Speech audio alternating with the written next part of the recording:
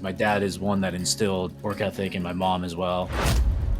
And one of the things that inspired me to take action was you'd always say winners do it now. Because what's the point of procrastination? It only causes chaos. I just think there's nothing worse than going into tomorrow being no better than today. So when there's fear in front of us, we just look at, do we want to be successful? Is that more important to be successful than be fearful? And if we say yes to that, then we just go.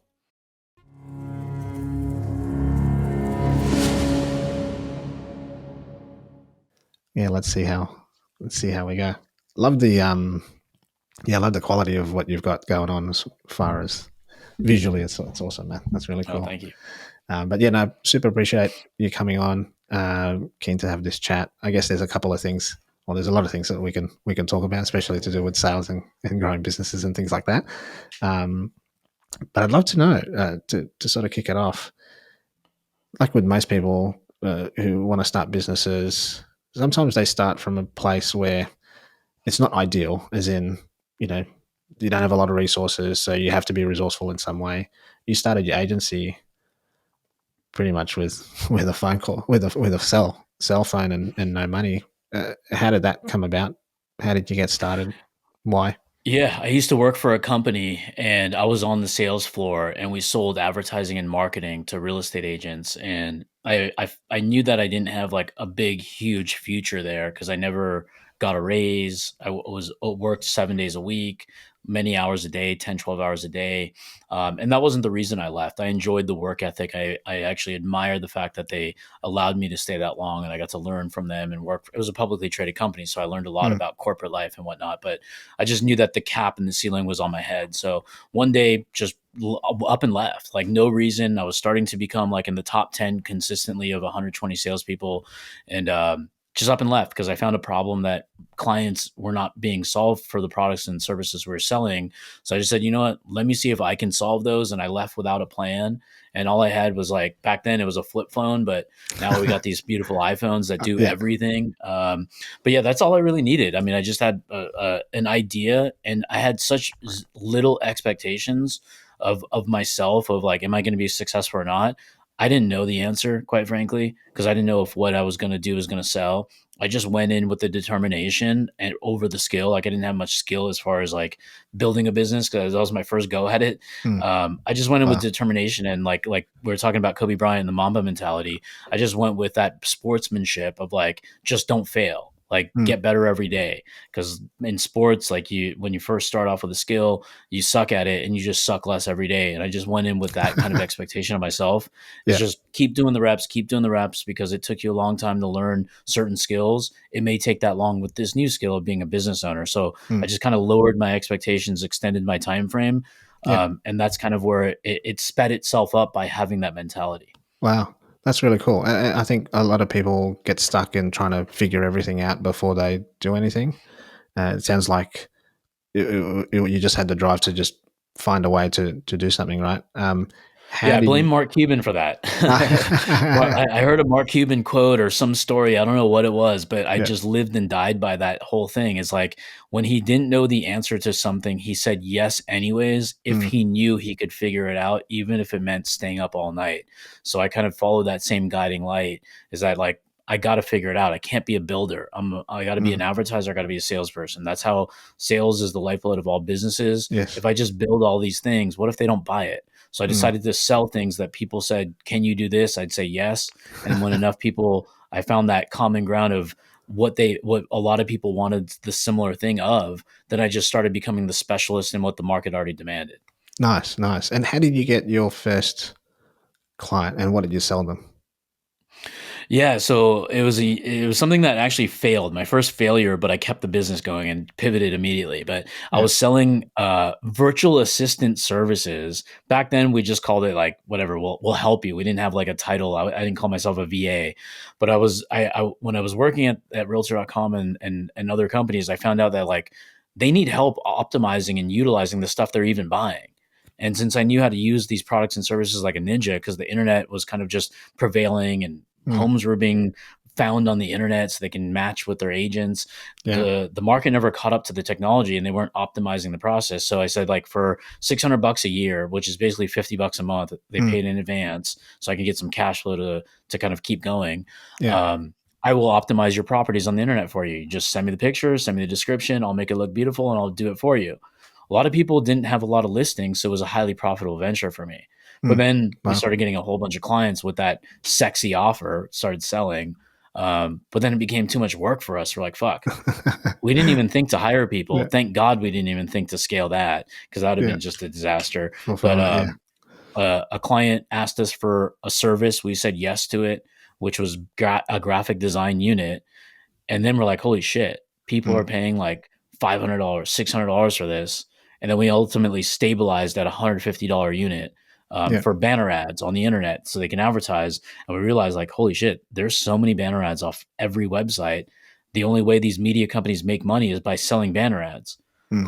Who's designing these things? And that's when I had my aha moment. I'm like, shit, nobody's designing them. They're fending the advertisers are buying the media space, then they're fending for themselves to find the designer. And I'm like, I want to be that designer. Gonna So I be that. partner with the advertising platforms. Right. Gotcha. Gotcha. I think it's a great skill and foresight to have, right? When you're seeing these things, and it allows you to pivot and sort of move in that direction. Um, when you got to that point where, okay, this is your aha moment, what happened next after that? Like, did you then go into, okay, this is the pivot that we're going to go down, or did it sort of naturally happen along the way? Yeah, and once we realized how we can simplify the process and make it friction free, we would think about how do we get our foot in the door with the masses? How do we get everybody to say yes? Like 100% of every cold call, 100% of every email. How do we get that yes ratio high? And we're starting with 100 even though we know that's not reality.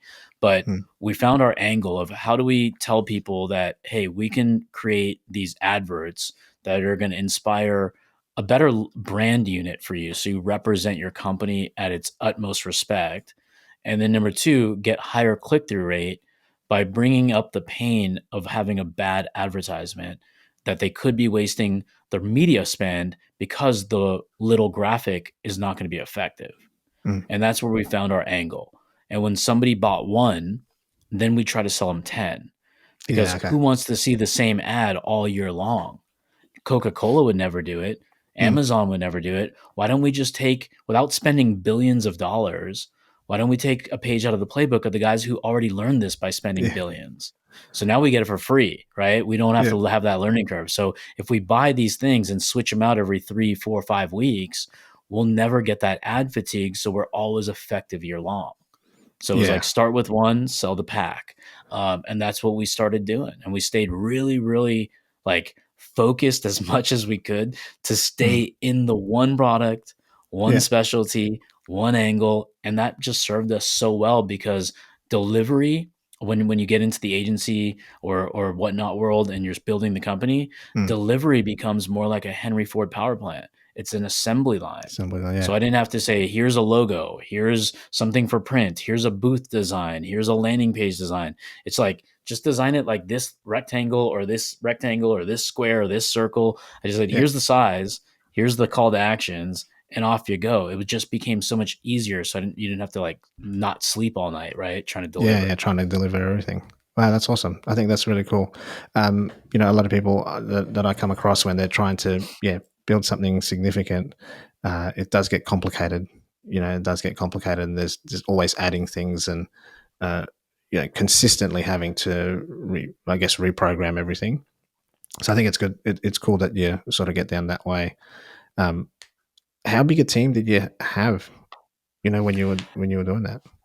Yeah, when we were doing this at scale, we had at the peak, we had 70 people. Wow.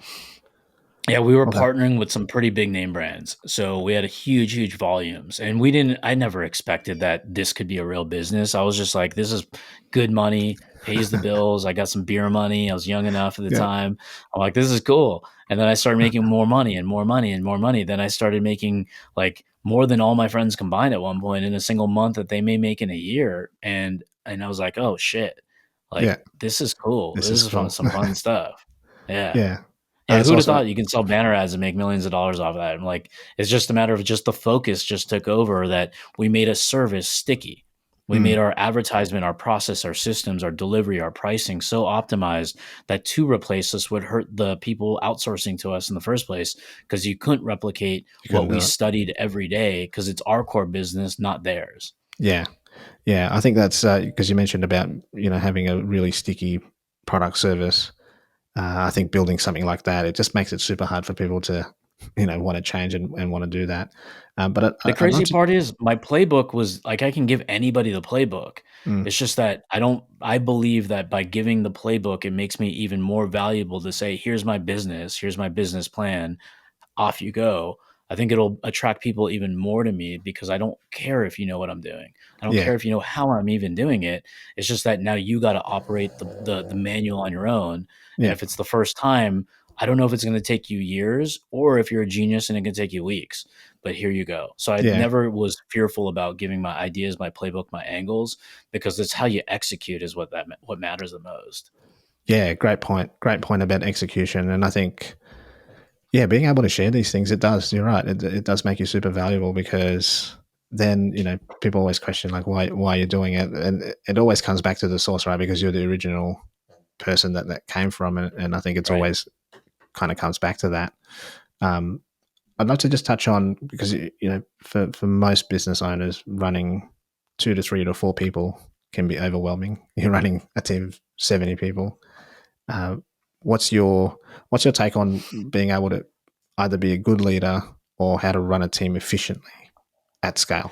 Right. And you don't have to be a good leader because I don't categorize myself as a good leader. I would categorize myself as like I'm gonna get it done, Mm, um, with or without people, and that's not the best mentality of a leader, right? It's more of like an Allen Iverson type mentality where it's like, give me the ball. I don't need you other four people yeah, on the court. I only have you here because I legally need you to play basketball, right? So I yeah, do have that inside of me, but then I also have the team player where it's a distributor like a Magic Johnson inside me too. So it's kind of like a Dr. Jekyll, Mr. Hyde type mentality. But the way I was able to buffer it when I'm operating a team like that was stay out of the way. Like mm, get somebody in between me to the team. So what I do, I can be free spirited on one end and I can get reporting and accountability on another. So I buffered it with just one person. And I just decided I hired people at Starbucks and Pier One Imports when they were still in business and retail because mm, they had to manage so many different variables. So if it was a manager at Starbucks or if it was a manager at Pier One Imports, they had to deal with all these different vendors, deliveries, shipping, discipline, 3 in the morning deliveries, midnight deliveries, and they were responsible for all these variables. And I'm like, well, if you don't have to stay up till midnight and you don't have shipping and deliveries, and we're going to be here in this box, this office from let's say 7 a.m. to maybe like 7 p.m., a 12-hour spread, you have everybody in front of you. If you can mm, manage these people, like this group of people, to be responsible for making sure customers are happy, this group of people making sure that delivery is on time, this group of people saying, hey, designers, do you need anything? And your quality is good. So I just got myself out of the way by having one person go and get reporting from these departments. mm. Gotcha. And it's a good, I know from what you're saying there, the key takeaways that I'm getting from it is you're building a culture for Yeah. people to, Yeah. be able to Yeah, express and themselves. it's important to bring people who are down for the culture on the team because my Mm, mentality is sports related. I do think that way. Do yeah. I want players on my team that don't think that way? Because it's going to be sometimes intense because that's the intensity I sometimes bring. Mm, But then I just have those layers in between where I'm consciously aware where it's not. I can't make those certain conversations happen. I have to have somebody on my team deliver the information yeah. because I need to be like cooperative to people's feelings and everything. So I know when I'm needed, and I know when I'm not. So I delegate certain conversations and whatnot. But yeah, we do have like a really intense, like everything's about sports analogies, like Kobe and Tom Brady's Well, and the I was going to greats and say, all. I can Yeah, see. and I got Muhammad Ali behind me, so it's like, yeah, it drives me and fuels me that if these guys are willing to go through the pain and suffering, what I do is just pleasure, right? So I get to, Mm, I just kind of anchor that is like that's real pain. What I'm doing is just pure fun and pleasure, and I get to make money doing it. yeah, that's awesome. I think, yeah, I think it's great to be able to model things that inspire you the most. I can see, on your wall there, Kobe Bryant's 10 rules. We were chatting about it a little bit before, and it was pretty surreal. being in Australia, hearing and seeing the news live come all the way down our end. What was it like when it happened? Because this happened down the road from where you are, and he's an Yeah, inspiration to you. I think at first it was, this is fake news. It's there's no way. Like that's the first reaction. The second reaction is like you're, even though I don't know him personally. It's just like he's a symbol of this state, the Mm. country, the world even. Yeah. And he's the same age as me too. And Mm. you feel like you know him because you've been watching him wearing a Laker hat, wear it every day. Yeah. You just feel like you have that relationship even though you don't know each other. But anyways, I think it was just like one of those things that was more important than if even a family member died. Mm. So it's like this person who built LA or was part of like making a culture in Los Angeles through sport is no longer here, and you just couldn't believe it. So yeah, it still makes me chill. Like I can't, it's hard to Yeah. watch Kobe Bryant videos or highlight reels or whatnot, or even those motivational speeches from time to time. Yeah. Because like his gym that he purchased, the Mamba Academy, is Yeah. literally down the street. I met the owners of the company before they sold it to Mm. Kobe or brought him in as a partner. Yeah. So yeah, it was definitely surreal. Yeah. And what's your, out of the, let's say, for example, the 10 rules that you can see, behind you, and Yeah, I think I have them right here on my iPad too. yeah. The 10 rules, like ask the, well, sorry, I cut you off for the question. Oh yeah, no, I was gonna say, like, how do you translate that into your business, and I mean, just generally, how you operate. I think it just comes down to internal and personal pride of the individual that translate the rules for themselves. So like I have like words, all like posters and shit like that I've printed and put into canvases and frames all over. Mm. Like, cause my dad is one that instilled work ethic, and my mom as well. And Yeah. one of the things that inspired me to take action was you'd always say winners do it now. So when Mm. I don't want to go to the gym, simple things like that, and I see my dad and myself with the word winners do it now, I go to the gym. If Yeah. I don't want to send that email and I see that thing, I'm like, damn it, winners do it now. Because what's the point of the procrastination? It only causes chaos. It only makes things worse. But every rule is interpreted differently. I just take it into heart in my interpretation, like get better every single day. I Mm. just think there's nothing worse than going into tomorrow being no better than today. Yeah. So why do Yeah. that to yourself? If you want greatness and you don't take those actions, you don't deserve it. It's just not going to happen. Yeah. Um, and then he talks about proving them wrong. I don't have really a chip on my shoulder other than I'm competitive to myself. I don't compete against who has a bigger bank account or who has better six-pack abs. I don't compete against that. I just know I control my own outcome. So Mm. when I prove them wrong every day, I'm trying to prove the today version of myself Yeah. that I can be better to tomorrow. So I kind of just take these 10 rules and kind of internalize it. And I take it super serious. It's kind of Yeah. like some people are very religious. This is my religion This right is here, your is religion. like Yeah. being better. Yeah. That makes total sense. And for that intensity to carry on to the service, and I guess, how you run everything, it does rub off, right, on people you work with and the people that you serve. Hmm. Is that sort of where the GSD culture comes from, or Yeah, where's the I mean, we're action takers. We're imperfect. We make mistakes. We learn from them. We pivot. Like there's so many different things, and that's what the GSD even stands for. Is it stands for get shit done. Yeah. And that's really what we're all about. Is that if we're gonna, I'd rather be good today than good in a year from now. And the only way to do that is take the action and the steps now. So when there's fear in front of us, we just look at, do we want to be successful? Is that more important to be successful than be fearful? And if we say yes to that, then we just go. Yeah. Love it. Love it. Love that mindset. You just mentioned, about taking action. I hear it a lot about motivation and action, and how, some people want to get motivated before they take action. Some people take action so they can get motivated. What's your take? I think they kind of go a little bit hand in hand because you got to be like motivation has to be in you that you want to desire to be good, and then it just leads with the action, right? So that's kind of, or it follows with the action. So, and you can do it in whatever order, but the motivation is absolutely paramount. You have to be like wanting more out of life generally, and Yeah. you have to do something that you want to do because like if somebody hates cold calling, don't fucking cold call. You're not going to fall in love with it until you fall in love with the process. If Yeah. you understand and you can get in your brain that you're not actually cold calling, you're calling somebody who's in pain that you could possibly potentially help. You just don't know that yet. Then maybe that can inspire you to make the call. So you kind of got to get in your own head to change the dynamic of the action, and then also know your big outcome, like your huge outcome, because you don't have Mm. to cold call. You can run ads. If you're doing marketing or want more business, if you're a coach, a salesperson, a consultant, spend your own money, right? Mm. Like you don't have to wait Yeah. for the boss to do stuff. If you're an independent contractor, do your own thing. Or if you own the business, spend some money, run some ads, and then you're now talking to people who raised their hand and said, I want to talk to you. You can do videos, you can do DMs, you can do cold emailing, you can do all kinds of, you can network shit. There's Mm. business literally in front of every person's nose. Not only that, if you have a cell phone, you have clients that you haven't called yet.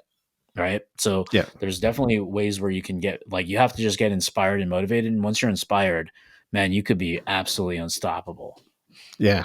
Absolutely. Absolutely. And that really drives you, sort of moving forward. You mentioned as well about, networking. And I know you're big on networking for net worth, right?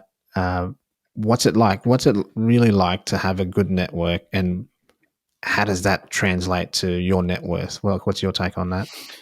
When you get the advice that your network is your net worth, at first you're just like, ah, that's stupid. I see that all over the place. But then Yeah. when you actually are not so hard headed and egotistical about it, like I was, I thought it was fuck that. I'm just going to cold call people. What the hell Mm. do I need to know people for? Yeah. But then you need to know people. It's better when people know who you are. It's not who you know; it's who knows you. So when I started becoming open minded, it took me like 5 years, and I'm an idiot for doing this, by the way. So if you guys are out there and don't like network. It's so valuable. Have fun with it too. But I've gotten to meet some of the coolest people that I now have their cell phone numbers. In fact, like before this call, I'm text messaging with the founder of stamps.com, the guy who founded it, raised hundreds of millions of Mm. dollars, took it IPO and exited. Yeah. So with networking, I would have never had that opportunity. If it was me as a startup business where I know everything type mentality, I can't listen to outside people, and I'm telling people reasons why things won't work and why my way will. That was old me. Now I'm open minded where Yeah. I can learn from even a barback or an Uber driver. They're teaching me shit all the time because I'm just Mm. listening. Now I'm totally open minded. But then yeah, even like just by networking at a restaurant, Mm. talk to a guy next to me. Yeah. I found out he used to be the founder. I'm not the founder, the CEO and president of Sony Home Entertainment for a Oh, decade wow. in my cell phone now, Yeah. like sparked up a great conversation. We text back and forth, not very frequently, but having that power, that dude knows the CEOs of like Netflix, IMAX, Google, all these different Mm. companies because he's at the number one company in the world for that entertainment, right? Yeah. So now having that network, it opens up opportunities. To what opportunities? It's up to what you offer, what you sell, and what value you bring. But yeah, those networks have opened up, and joining just communities, because I know a lot of Mm. people are going to buy programs, they're going to buy into communities, they're going to buy into Yeah. all this stuff. Yeah, you're going to get the core education if you're going to get a good coach, and you're going to meet cool people like the other coaches. But then look at the rest of the community. They Yeah. ultimately become your friends, they become your allies, they become your champions. When you're down, they rise you up. But then who knows? Maybe they know somebody that can get you where you want to go, and it opens up a new opportunity where you can partner with a big company, and all of a sudden your life changed Yeah. because now you have Absolutely. so much revenue from that one introduction, that one moment. That's when luck and opportunity have met. That's Yeah. preparation. Yeah, for sure. That's a huge one for me. Is definitely when you're getting into communities. It's not necessarily the content or the teaching or whatever it is. Sometimes it's the people that are in there that you have conversations with, right? That you kind of take what you learn Mhm. and put it out in the real world. Um, from my side, I deal a lot with salespeople, right? Remote Yeah. salespeople, and some of them network really well. Some of them network very, very poorly. Given we're in the online space, like the world is open, right, to be able to network. Um, for people who are listening who are trying to get in contact with businesses or trying to find ways to be able to break into the space, whether that's a brand new coaching business or even as a sales rep, what's what's some good advice to start conversations to open up Well, opportunity? yeah, don't just number one, don't be aggressive. because nobody likes an aggressive person. I Mm. see a lot of salespeople just getting out of these fancy training programs. Then they think they have the clout of the guy who taught it to them, who has way more clout. And don't use those tactics and strategies to sell to somebody way more experienced than you, because I've Yeah. seen that all the time. It pisses people off, especially like we'll hang up on you. But number one is like go out there and fail as many times as you can, which sounds corny as hell, but you got to make those repetitions so you can find the rhythm of what the customer wants, or Mm. go to the number one producers, buy them a Starbucks gift card to get on a phone call and a Zoom to break down your calls and your angles. Because if you're cold calling, you need the best hook possible to get in the door with either the direct person you're selling to or the gatekeeper. Like Yeah. right now, right before this, I got off my own coaching call. We coach a bunch of marketing people on how to sell, how to fulfill, and all that kind of good stuff. And they came up with an offer that says we'll get you 2 free leads first. So we just wrote out a quick script. We role played it. And I said, if you run into friction, I'll make some cold calls in front of your face, and then we'll just see what's the difference between you and me. If you don't get success and I do, then now we have a blueprint. Yeah. So it's very simple. I'm just trying to find, what does every business want? They want more customers. What does every business not want? To be brute force sold to from a stranger. So Mm. now how do we find, where do we eliminate that friction in the middle? How do we talk to the person that, like, hey, we could be a long lost buddy, like a pen pal that we want to meet for the first time? So it comes Yeah. with our approach. I don't want to use tonality as the right thing, but it comes with Mm. our relatability to the person right out the get. Yeah. Yeah. Massive point. Um, Massive point. yeah, because like that's how I built the whole business, is cold calling. Like, yeah, I had referrals, and I asked everybody in my phone book, "What'd you think of me? Like, do you like me? Like, if you love me, you'll give me a client." Like, I fuck with them a little bit. Yeah. So I use humor and all that kind of stuff. But when I use that humor, they actually do remember it. Mm. They do. And then, I mean, not to say T-shirts or branding helps, but I never changed shirts for like 10 years. I wore this, like, not the same shirt, but I had like 10 of them. But I was a walking billboard of what do I do? And I would intentionally ask people, like, hey, how's everything going in your life? And they're Mm. like, awesome. And then when they asked me, guess what I did? I would say, you know what? My business is fucking doing awesome, and I'm always looking to grow. Like, my marketing clients are happy. I'm happy. I'm just looking for more people who need marketing, man. So Mm. all I'm doing is using that opportunity to rebrand what I do. Since I've Yeah. done that for 18 years over and over and over again, there's probably like thousands of people on my phone, and all those thousands of people know exactly what I do.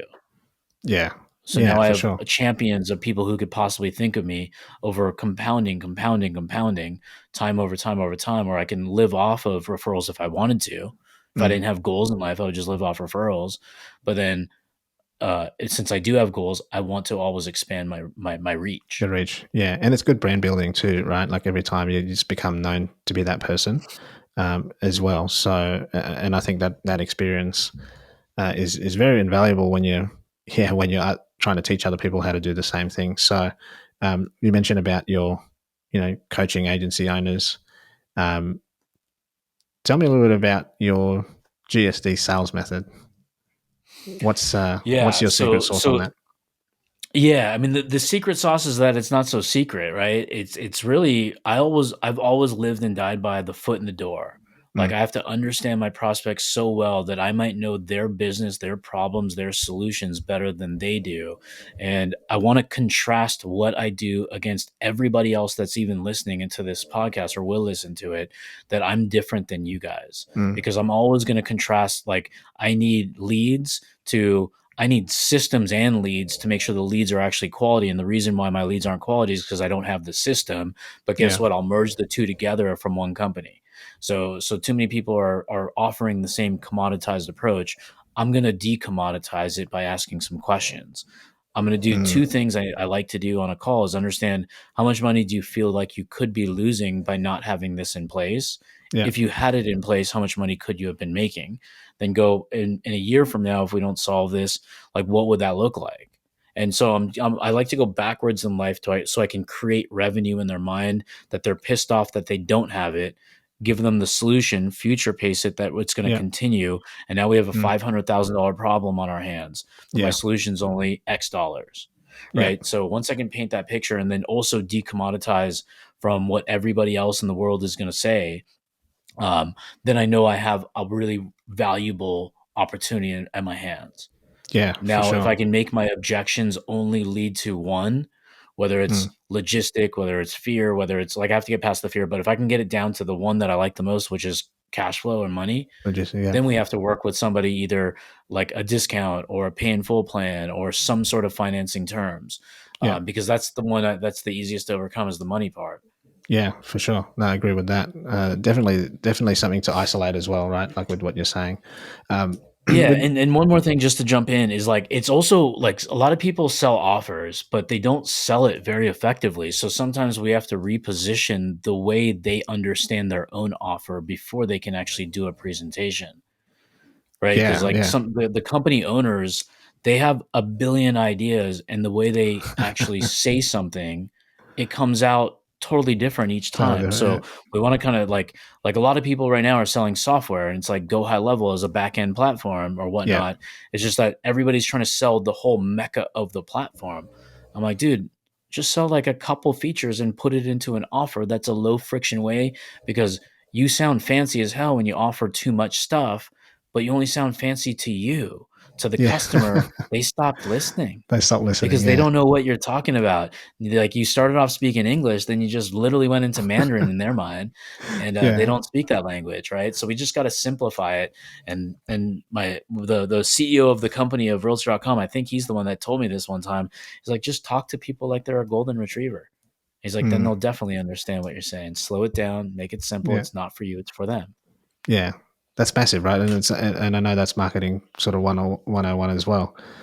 What do you think is the, because you touched on like a huge roadblock, I guess, for a lot of agency owners and even coaches. But what do you feel like is the biggest thing that stops them from growing? Because there is, there's a lot of agencies in each space, right? And there's some that I niche down really well, some are very generalist in a way. What's the biggest challenge that you see for them? Yeah, like I don't care if you're niche or a generalist, it doesn't really matter because if something's not selling, something's not working.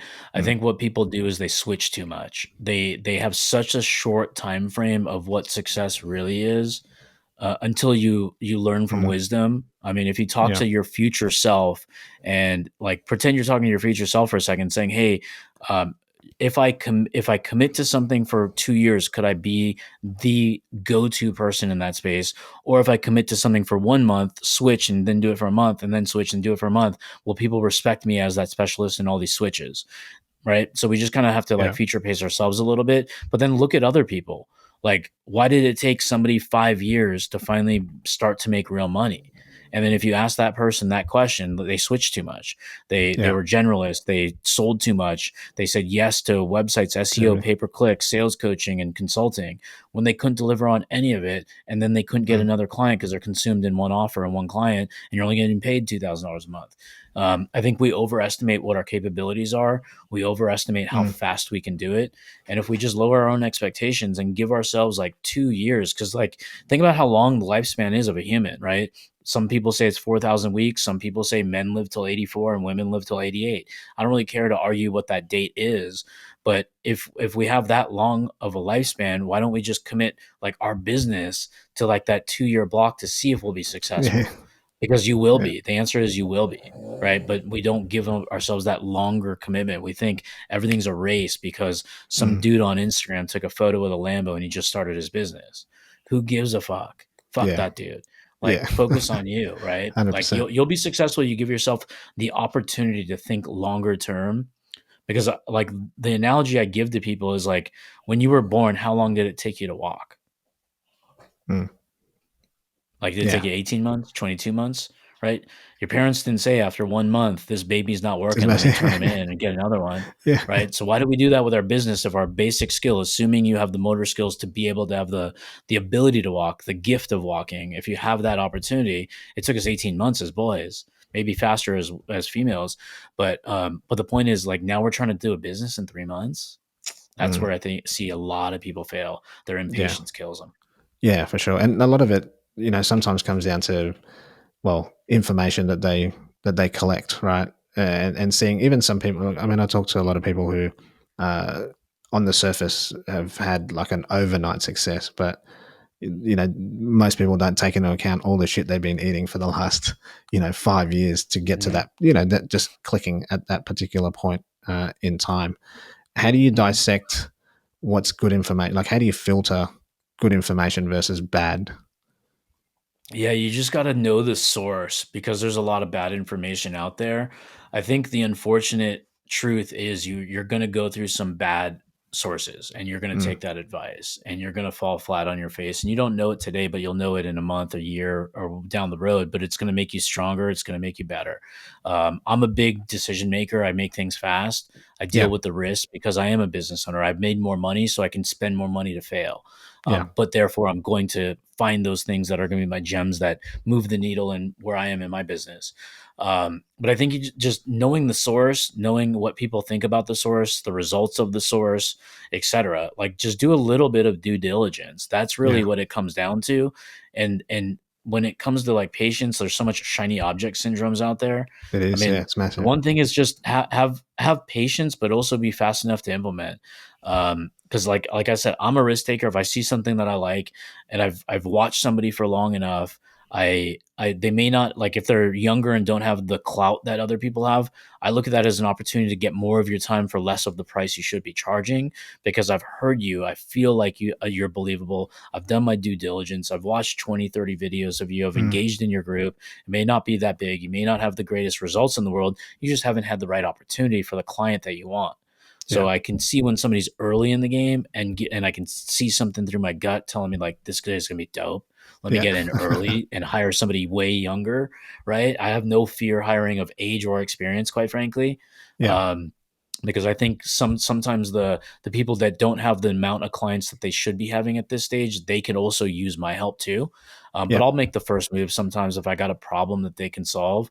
I'll say, let me pay you, and then pivot the conversation after we give a relationship, turn them into my client, or maybe make them my referral source to introduce me to And people. then But serve yeah, more I people. Yeah, think just do a little bit of research. That's the simple thing. Is like, and if you feel somebody can get you where you want, don't don't ask for fuck their references, right? Because they may not have the all the reference to the world that's going to make you happy. That's the voice on your shoulder telling you so don't yeah. make a decision. Listen to the voice on the shoulder saying I got goals, and if I Mm. spend that money and this dude gets me where I want, how different can life be, and how much faster could that happen?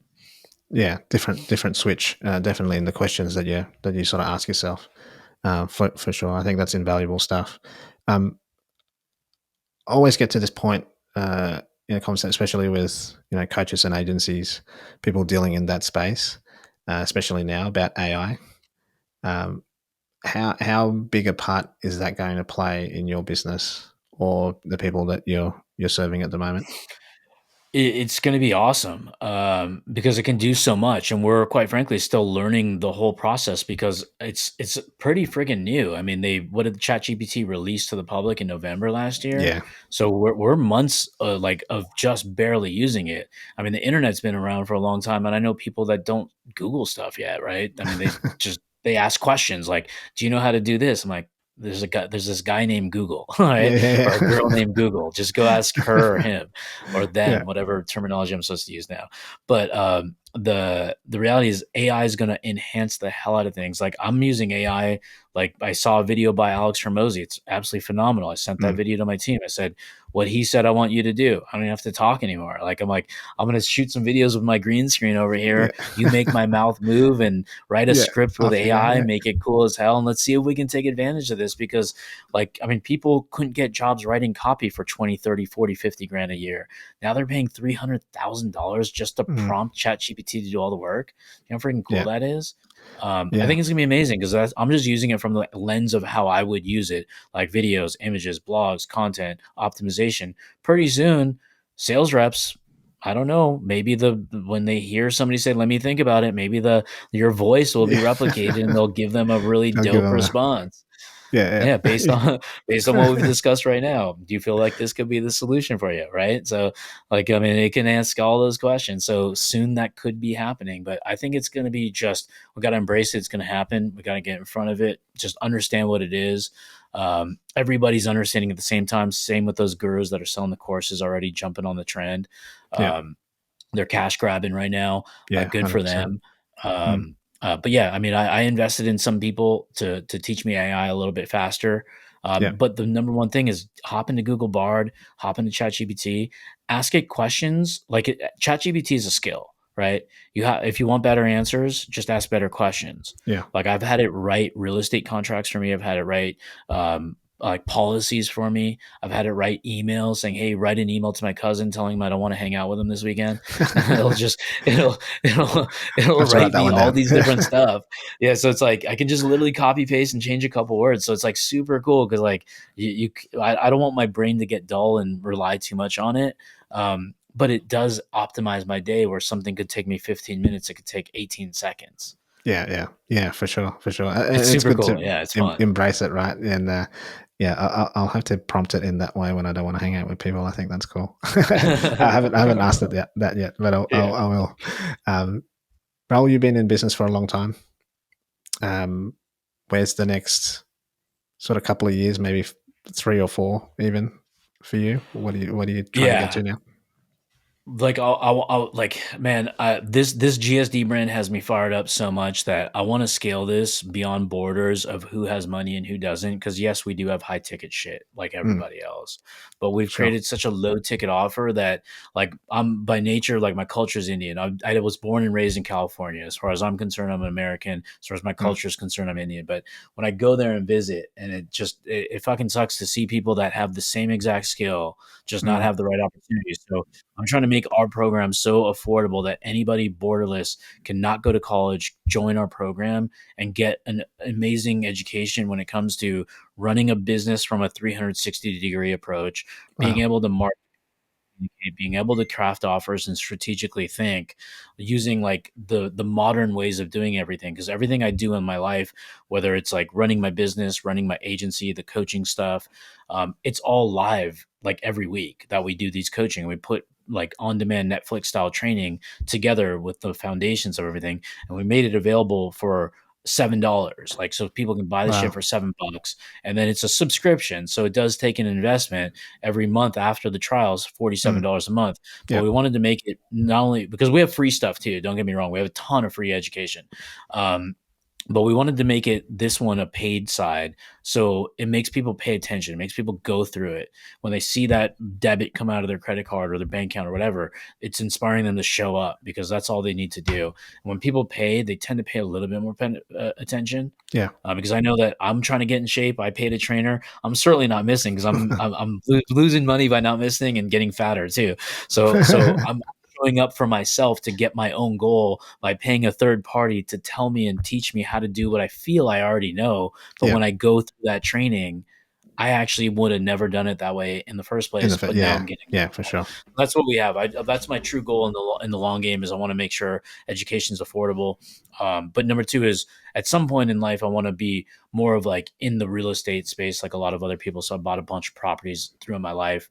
Yeah. Use the wealth I've created from the agency and the coaching to reinvest it back into assets that can make me money while I sleep. But they're certainly not passive. Everything I do is active because Yeah. there's no such thing in my mind as fucking passive. The shit's hard no matter what Yeah. you It's do. hard. Yeah. You gotta learn it. Yeah. Yeah, Yeah. for Winning sure. the lottery might be the luck part, but everything else is gonna be taking active work. Yeah, for sure.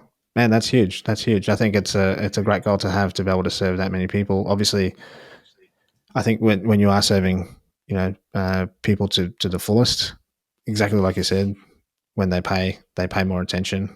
And I think just giving stuff away for free is great, but knowledge is only so good if they do something with it, right? So I think it's the accountability piece that's really important in that way.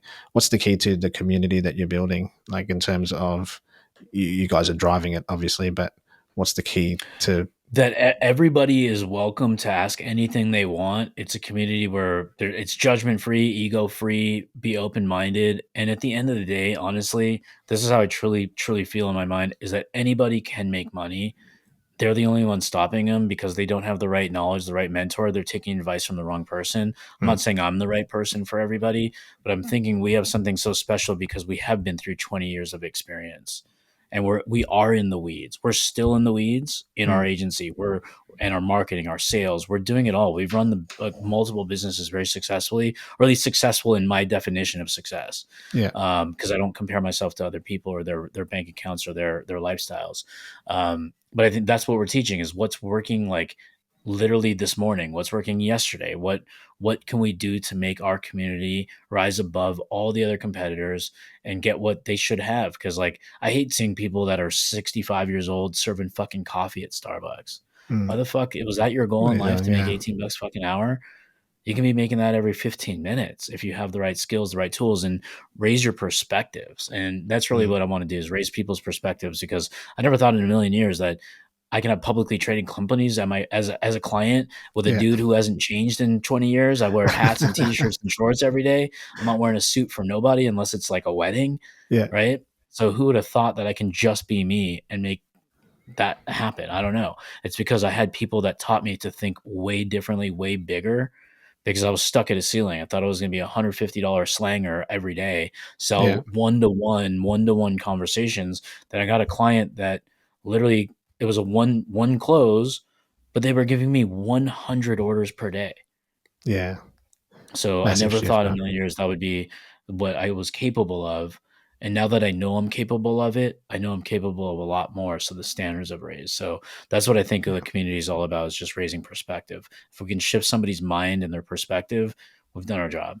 Yeah, yeah, for sure, for sure. And I think that is super valuable for anyone to have that mentorship. And I think what's really cool, and I'm pretty big on this sort of outlook, is that if you're learning from people who not just have done it in the past, but actually consistently doing it, so they're up to speed and up to trend with, or up to date with trends and everything else like that. Not that you want to trend hop, but you know what's working. You see it every day, and to Hmm. have the motivation to continue to do it and share and teach with others, I think is a massive thing, and that's one thing Yeah, I that mean, makes it we've different. had like we've had the same address, the same phone number since we started, same industry. So like we're all in. So that's kind of like a differentiator. It's like we're just loyal to what we do, and we already, this is our skill set. Because I mean, if it takes 10,000 hours to become an expert in something, I can't really quantify how many hours I've done, but I know it's way more than 10,000. Yeah, yeah, that's huge. That's huge, dude. Thanks for the chat, man. I appreciate that. Hey, thanks for I having me, appreciate man. This is that. a great conversation.